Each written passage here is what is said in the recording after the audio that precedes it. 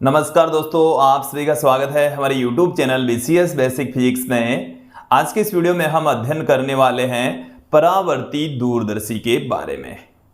आप इस वीडियो में देखेंगे कि परावर्ती दूरदर्शी होता क्या है, ये कैसे काम करता है, इसकी आवर्धन क्षमता क्या होती है। देखिए, ये जो टॉपिक है वो हमने NCERT की जो पाठ्य पुस्तक है उसके 9वें चैप्टर किरण प्रकाश एवं प्रकाशिक यंत्र से लिया है। हम प्रकाशिक यंत्रों का अध्ययन कर रहे हैं। इसमें हमने मानव नेत्र पढ़ लिया था, सूक्ष्मदर्शी पढ़ ली थी और अब हम पढ़ रहे हैं दूरदर्शी। देखिए, दूरदर्शी किसे कहते हैं? ऐसा प्रकाशिक उपकरण जिसकी सहायता से दूर स्थित वस्तुओं का स्पष्ट और बड़ा प्रतिबिंब देख सकें, दूरदर्शी कहलाते हैं। बड़ी वस्तुएं होती है बट बहुत अधिक दूरी पर मौजूद होने के कारण से वो छोटी दिखाई पड़ती है, अस्पष्ट दिखाई पड़ती है। तो उन्हें हम क्या करते हैं, दूरदर्शी की सहायता से बड़ा और स्पष्ट प्रतिबिंब उनका प्राप्त कर लेते हैं। स्पष्ट प्रतिबिंब हम प्राप्त करने के लिए दूरदर्शी का प्रयोग करते हैं।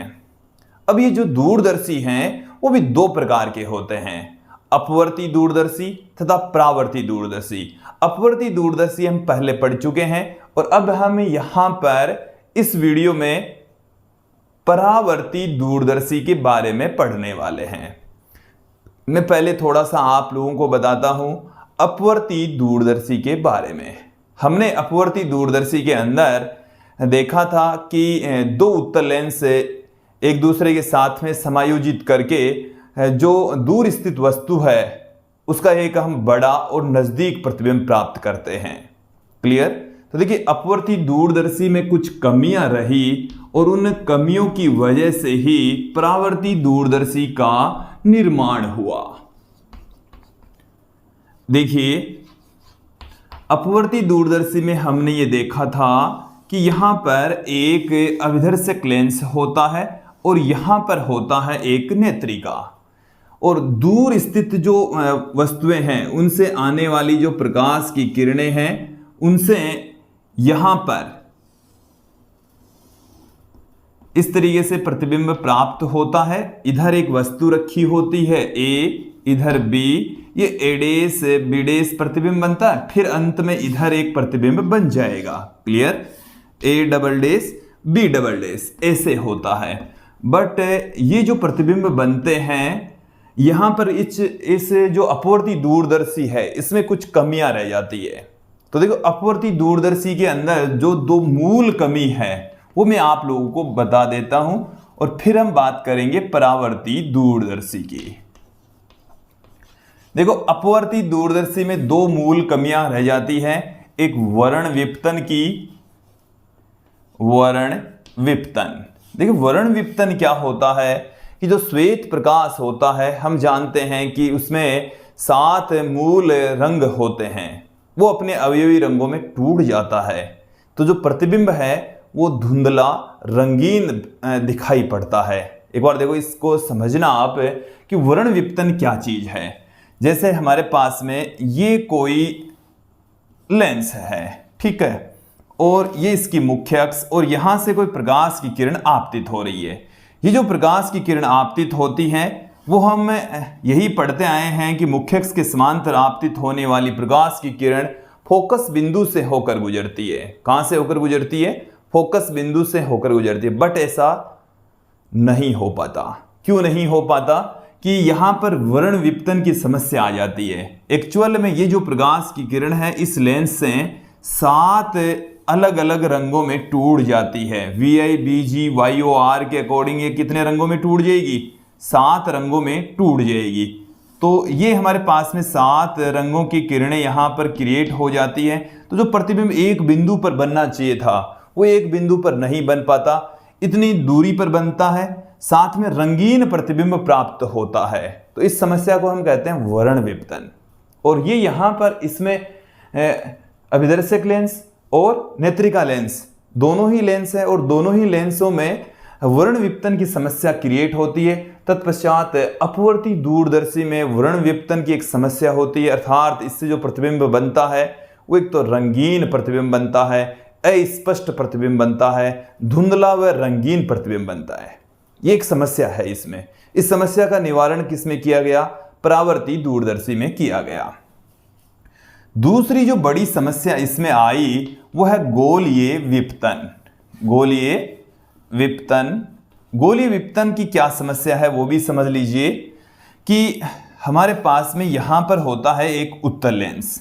ये क्या है? हमारे पास में एक उत्तल लेंस है और इस उत्तल लेंस के अंदर हमने ये दो प्रकाश की किरणें आपतित करवा दी है।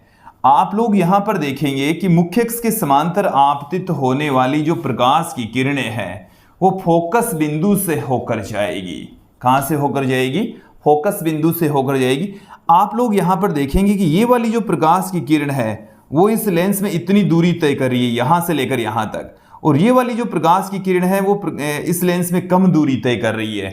तो मुख्य अक्ष से जितनी अधिक दूरी पर होगी वो उत्तल लेंस में से उतनी कम दूरी तय करेगी, और जो जितनी पास में होगी उतनी ज्यादा दूरी यहां पर तय कर रही है। तो इस लेंस में से जो प्रकाश की किरणें गुजर रही है उनके पथों की लंबाई अलग अलग होती है। लेंस में पथों की लंबाई, ये तो इतनी दूरी तय करता है, ये इतनी तय करेगा, ऊपर वाली और कम तय करेगा। तो अलग अलग कांच में, जैसे ये कांच का बना है तो कांच में इनके द्वारा तय की गई दूरियां अलग अलग होती है। तत्पश्चात जो कांच में लंबी दूरी तय कर रही है वो बड़ी थोड़ी लेट यहां पर पहुंच पाती है, एक साथ नहीं पहुंच पाती, और इसकी गोलाई वक्रता के कारण से, इसकी मोटाई अलग अलग स्थान पर अलग अलग होने के कारण से ये एक समस्या होती है जिसको हम कहते हैं गोलीय विपतन। जिसे क्या कहा जाता है? गोलीय विपतन कहा जाता है। तो अपवर्ती दूरदर्शी में वर्ण विपतन और गोलीय विपतन जैसी समस्याएं होती है। इन समस्याओं का निवारण करने के लिए हम परावर्ती दूरदर्शी का निर्माण करते हैं। देखिए परावर्ती दूरदर्शी कैसे बनेगा, कैसे काम करता है, अब यहां पर हम देख लेते हैं। अब यहां पर हम चर्चा करेंगे कि परावर्ती दूरदर्शी होता क्या है, कैसे काम करता है, क्या जो अपवर्ती दूरदर्शी में समस्याएं आ रही थी उनका निवारण इस दूरदर्शी में हो जाता है क्या। यहां पर देखिए कि एक इस तरीके का बेलनाकार भाग होता है इसमें, और यहां पर इस तरीके की व्यवस्था होती है। देखिए मैं एक बार इसकी जो व्यवस्था इस तरीके से बना देता हूं। यहां से एक खुला भाग होगा, यहां से ओपन पार्ट होता है, और यहां से प्रकाश की किरणें इसमें प्रवेश करती है। देखो इसको समझना आप लोग कि इधर बहुत अधिक दूरी के ऊपर वस्तु होती है, बहुत अधिक दूरी पर, क्योंकि दूर की वस्तुओं को देखने के लिए हम दूरदर्शी का प्रयोग करते हैं। इस दूरदर्शी के अंदर यहां पर एक अवतल दर्पण लगा होता है। ये बेलनाकार भाग है और इस भाग के ऊपर क्या लगा है? एक अवतल दर्पण लगा होता है। अब बहुत अधिक दूरी से जो प्रकाश की किरणें आएगी वो मुख्य अक्ष के समांतर आती है, मतलब यहां पर समांतर प्रकाश की किरणें इसके अंदर प्रवेश करेगी। तो ये से इसके अंदर प्रवेश करती है। ये एक प्रकाश किरण मैंने दिखाई है, ये दूसरी प्रकाश की किरण हमने यहां पर दिखाई है। तो यहां पर ये है अभिदर्शक। ये क्या है? अभिदर्शक है, और अभिदर्शक के रूप में यहां पर हमारे पास में है अवतल दर्पण। और देखो दर्पण से वर्ण विपतन की समस्या क्रिएट नहीं होती, दर्पणों से वर्ण विपतन की समस्या उत्पन्न नहीं होती है। क्लियर? अब देखिए ये जो प्रकाश की किरणें यहां पर आ रही है तो ये जाएगी इससे टकराने के पश्चात इसके फोकस बिंदु से। तो यहां पर हम देखने वाला प्रेक्षक वो यहां पर होना चाहिए। प्रेक्षक कहां होना चाहिए? यहां पर मौजूद होना चाहिए, यहां पर अवस्थित होना चाहिए। तो जो आंख है, व्यक्ति है, वो यहां पर मौजूद होता है, इसके बीच में होता, मध्य भाग में एक पिंजरे नुमा संरचना में उसको बैठना पड़ता है, यहां पर बैठकर उसको देखना पड़ता है और उसके फोकस बिंदु पर केंद्रित करनी पड़ता है। मतलब अपनी जो आंख है, प्रतिबिंब को देखना है तो इधर से प्रकाश की किरणें आ रही है, इससे टकराकर फोकस बिंदु पर ये जाकर एकत्रित होती है, तो यहां पर उसको केंद्रित होकर देखना पड़ता है। तो देखो यहां पर वर्ण विपतन और गोलीय विपतन जैसी समस्याएं तो नहीं होती, बट यहां पर बीच में मध्य भाग में यहां पर देख पाना थोड़ा सा मुश्किल कार्य होता है, जटिल कार्य होता है। तो एक साइंटिस्ट है कैसेग्रेन, और उन्होंने इस समस्या का निवारण करने के लिए इस अभिदर्शक दर्पण के अलावा एक अन्य दर्पण का प्रयोग किया, उत्तल दर्पण का प्रयोग किया, और उसकी सहायता से उन्होंने एक नए परावर्ती दूरदर्शी का निर्माण कर दिया, जिसको हम कैसेग्रेन दूरदर्शी कहते हैं। वो देखिए किस प्रकार का होता है, थोड़ा सा आप लोगों को मैं बता देता हूं। यहां पर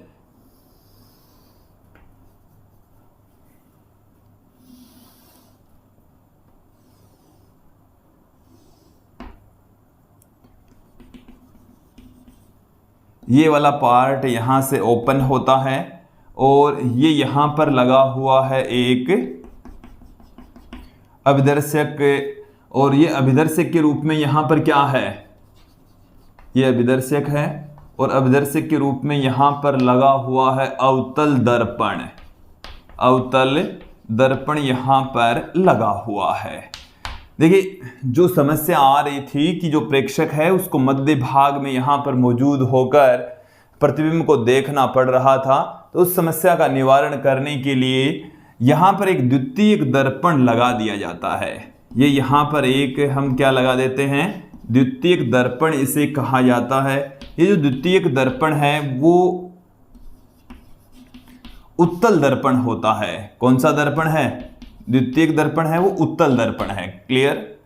अब देखिए दूर स्थित जो वस्तु है उससे आने वाली जो प्रकाश की किरणें हैं वो एक दूसरे के समांतर ही आती है, एक दूसरे की क्या आएगी, समांतर ही आएगी। तो ऐसे दूर स्थित जो यहां से इधर इस तरफ वस्तु मौजूद है और वहां से आने वाली प्रकाश की किरणों को हम इस तरीके से एक दूसरे के समांतर मान सकते हैं। जो वस्तु है वो इधर है, बहुत अधिक दूरी पर है, वहां से ये दोनों प्रकाश की किरणें चलकर आ रही है।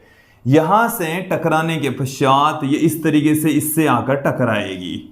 देखो इनकी गोलाई होती है और इनके द्वारा तय किए गए पथों की लंबाई को एक समान करने के लिए यहां पर उत्तल दर्पण का प्रयोग करते हैं। कौन से दर्पण का प्रयोग करते हैं, उत्तल दर्पण का प्रयोग करते हैं। ये यहां से अभिदर्शक दर्पण से टकराएगी।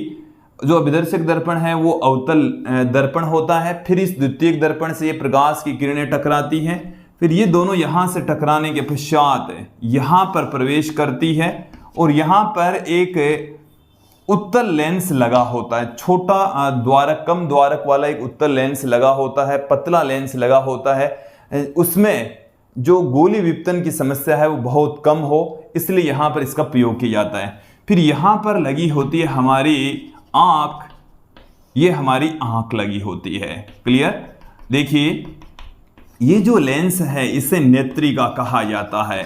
इसे क्या कहा जाता है, नेत्रिका कहा जाता है। तो यहां पर अभिदर्शक के रूप में अवतल दर्पण होता है, नेत्रिका के रूप में एक छोटा उत्तल लेंस होता है। क्लियर। तो यहां से आने वाली प्रकाश की किरणें पहले अभिदर्शक से टकराएगी जो कि एक अवतल दर्पण होता है। यहां से टकराने के पश्चात ये द्वितीयक दर्पण से टकराएगी जो कि एक उत्तल दर्पण होता है। इससे टकराने के पश्चात ये नेत्रिका में प्रवेश करेगी जो कि एक उत्तल लेंस होता है। क्या होगा, एक उत्तल लेंस होगा। फिर उसके पश्चात हमारी आंख में प्रवेश करेगी। तो यहां से वस्तु को देखना इसकी तुलना में ज्यादा आसान होता है। ये जो दूरदर्शी है वो एक साइंटिस्ट हैं कैसेग्रेन, उसके द्वारा निर्मित किया गया था, इसलिए इसको हम कैसेग्रेन दूरदर्शी, कैसेग्रेन परावर्ती दूरदर्शी इसको कहते हैं। क्लियर। ये आप लोगों को अच्छे से समझ में आ जाना चाहिए। हमारे सिलेबस में ये वाला परावर्ती दूरदर्शी है। इसको एक बार फिर से समझ लीजिए कि जो कैसेग्रेन दूरदर्शी या परावर्ती दूरदर्शी है उसमें एक खोखला बेलन होता है जिसके एक सिरे के ऊपर अभिदर्शक के रूप में अवतल दर्पण लगा होता है और उस बेलन के मध्य भाग में एक छोटा बेलन होगा जिसमें एक उत्तल लेंस लगा होता है और उस उत्तल लेंस के पीछे से हम इसको प्रतिबिंब को देखते हैं। इस उत्तल लेंस को नेत्रिका कहा जाता है, आंख के नजदीक होती है और यहां से जो प्रकाश की किरणें सर्वप्रथम जिस से आकर टकराती है वो अभिदर्शक है, अवतल दर्पण होता। देखिए गोली विपतन की समस्या से निपटने के लिए हम क्या करते हैं, यहाँ पर एक द्वितीयक दर्पण का प्रयोग करते हैं जो कि एक उत्तल दर्पण होता है। यहाँ से प्रकाश की किरणें टकराने के पश्चात उत्तल लेंस से होती हुई हमारी आंख में प्रवेश करती है तथा दूर स्थित वस्तु का स्पष्ट और बिना वर्ण विपतन गोलीय विपतन वाला प्रतिबिंब प्राप्त होता है। तो ये है हमारे पास में कैसेग्रेन दूरदर्शी। अब मैं यहाँ पर चर्चा करता हूँ कि कैसेग्रेन जो दूरदर्शी है इसकी आवर्धन क्षमता क्या होती है। तो देखिए दूरदर्शी चाहे आप अपवर्ती दूरदर्शी लें या परावर्ती दूरदर्शी लें, दोनों की आवर्धन क्षमता सेम ही होने वाली है। आवर्धन क्षमता को हम स्मॉल m से पुट करते हैं और देखिए ये किसके तुल्य होती है। आवर्धन क्षमता स्मॉल m बराबर F0 अपॉन में Fe। ये जो FO है वो है अभिदर्शक दर्पण की फोकस दूरी या अभिदर्शक की फोकस दूरी। अभिदर्शक ये हमारे पास में अवतल दर्पण है, दर्पण की फोकस दूरी है FO और FE है हमारे पास में नेत्रिका जो कि एक क्या है उत्तल लेंस है, उसकी फोकस दूरी, उत्तल लेंस की फोकस दूरी है। क्लियर। तो ये आवर्धन क्षमता का फॉर्मूला होता है। ये आवर्धन क्षमता का फॉर्मूला हम अपवर्ती दूरदर्शी में भी पढ़ चुके हैं। तो दोस्तों इस जो कैसेग्रेन दूरदर्शी इसमें गोलीय विपतन और वर्ण विपतन जैसी समस्याएं नहीं आती है। तत्पश्चात ये जो दूरदर्शी है वो ज़्यादा बेटर होता है और इसकी आवर्धन क्षमता का फॉर्मूला हमने आप लोगों को बता ही दिया है। तो दोस्तों ये था आज का हमारा वीडियो जिसमें आपने देखा कि परावर्ती दूरदर्शी क्या होता है, कैसे काम करता है। आज के इस वीडियो में इतना ही। धन्यवाद दोस्तों।